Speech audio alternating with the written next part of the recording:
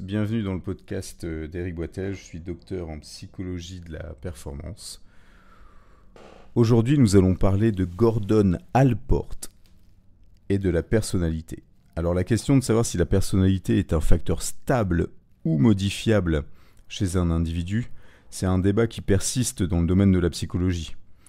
Au moins un client sur deux me pose cette question-là. Alors en général, la plupart des chercheurs s'accordent à dire que la personnalité est considérée comme relativement stable à long terme.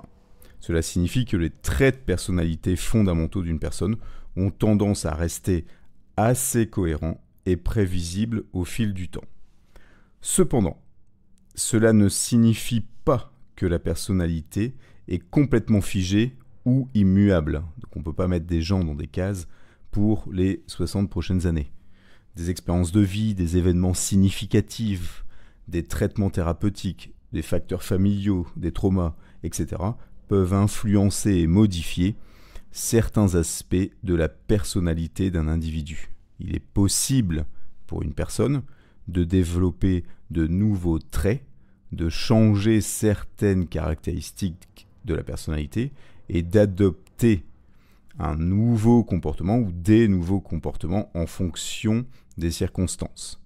C'est d'ailleurs pour ça qu'on sépare la personnalité trait de caractère, et la personnalité état, dans l'état ou dans la situation spécifique.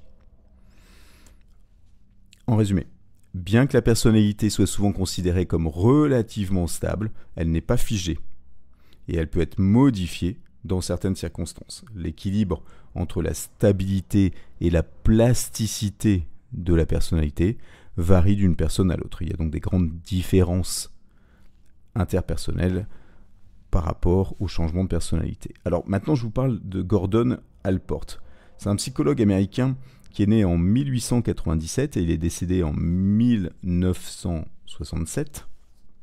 Il est largement reconnu comme l'un des pionniers de la psychologie de la personnalité, et il a grandement contribué au développement dans ce domaine. Allport, c'est un leader dans l'étude des traits de la personnalité, et il a proposé sa propre théorie.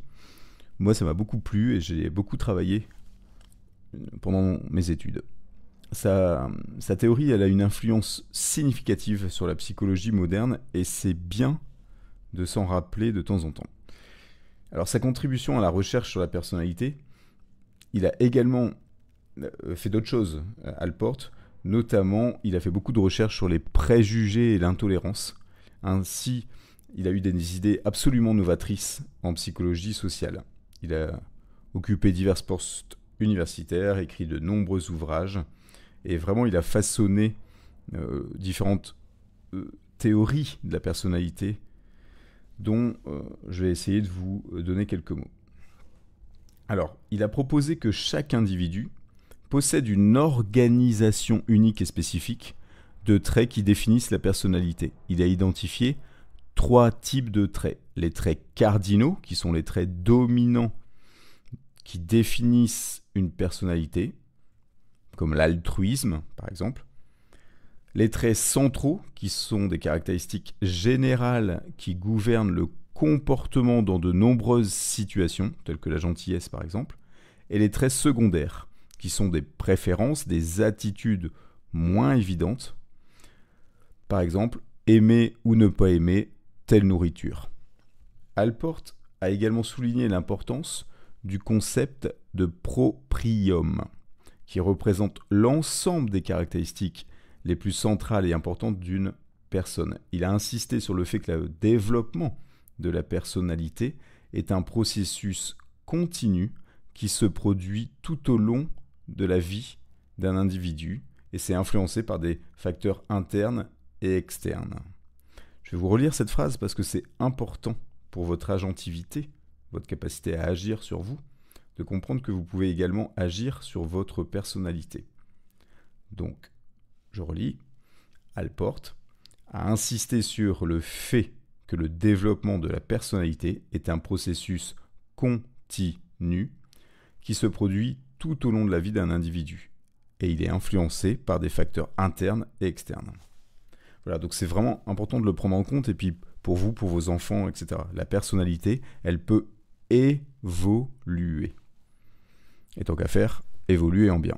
Alors en résumé, la théorie de la personnalité de Gordon Allport met l'accent sur l'unicité de chaque individu et met en avant l'idée que la personnalité est dynamique et en constante évolution.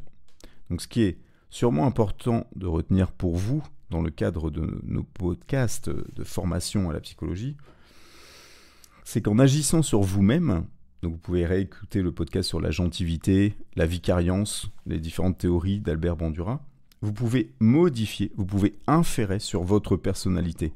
On peut se modifier soi-même. Allez, on se retrouve bientôt pour un prochain épisode, podcast et ou vidéo. Je suis Eric Boitel, docteur en psychologie de la performance. Je suis ravi de vous accompagner pour ces différentes formations.